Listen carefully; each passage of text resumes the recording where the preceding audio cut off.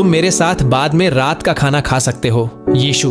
John ने यीशु को अपने घर पर खाने के लिए आमंत्रित किया। उसके पास ज्यादा कुछ नहीं था, सब कुछ बहुत साधारण था, लेकिन उसने पूरी कोशिश की कि उसे प्रसन्न कर सके। उसने चावल, बीन्स और थोड़ा सा मांस बनाया जो वह खास मौकों के लिए बचाकर रखता था। उसने अपनी एकमात्र अच्छी मेजपोश से मेज सजाई और अपने विशेष अतिथि के स्वागत की पूरी तैयारी कर ली। जब वह सब कुछ तैयार कर ही रहा था, तभी दरवाजे पर दस्तक हुई। जॉन दौड़कर दरवाजा खोलने गया। वहां एक औरत थी जिसकी गोद में एक बच्चा था। वह बहुत थकी हुई और भूखी लग रही थी। उसने धीमी आवाज में कहा, साहब, क्या आपके पास हमारे लिए कुछ खाने को होगा? हम कई दिनों से सफर पर हैं और हमारे पास कुछ नहीं है। जॉन ने मेज की ओर देखा।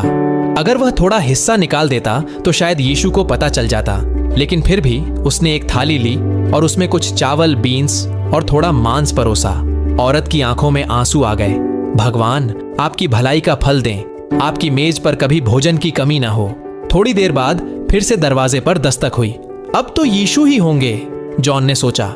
लेकिन जब उसने दरवाजा खोला तो एक बूढ़ा आदमी था, फटे कपड़े, कांपते कदम।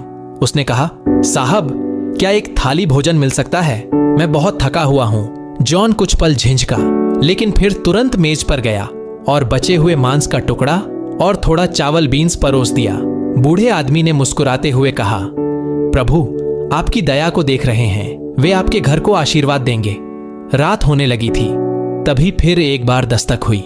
जॉन का दिल धड़क उठा। वह दौड़कर गया। इस बार सच में यीशु थे। यीशु मुस्कुराते हुए अंदर आए और मेज पर बैठ गए। शर्मिंदा होकर जॉन बोला, माफ कीजिए, अब बस थोड़ा चावल और बीन्स बचे हैं। मैंने जो कुछ था उसे उन लोगों के साथ बांट दिया जो आपसे पहले मेरे दरवाजे पर आए थे। यीशु मुस्कुराए और बोले, मैं तो पहले ही भोजन कर चुका हूं जॉन। वो मैं ही था जो भूखा और थका हुआ तुम्हारे दरवाजे पर दस्तक दे रहा था। हर थाली जो तुमने परोसी वह मेरे लिए ही थी। धन्य हैं वे जिनके दिल में प्रेम और दया होती है, क्योंकि वही आत्मा और आत्मिकता का भोजन है। उस पल जॉन समझ गया कि उसकी भलाई ही वह सच्चा भोज था जिसकी यीशु प्रतीक्षा कर रहे थे। और उस रात उसके घर में ऐसी शांति भर गई जो उसने पहले कभी महसूस नहीं की थी। अगर आप यहां तक पहुंचे हैं तो इस वीडियो को शेयर करें और कमेंट में बताएं आप कहां से देख रहे हैं।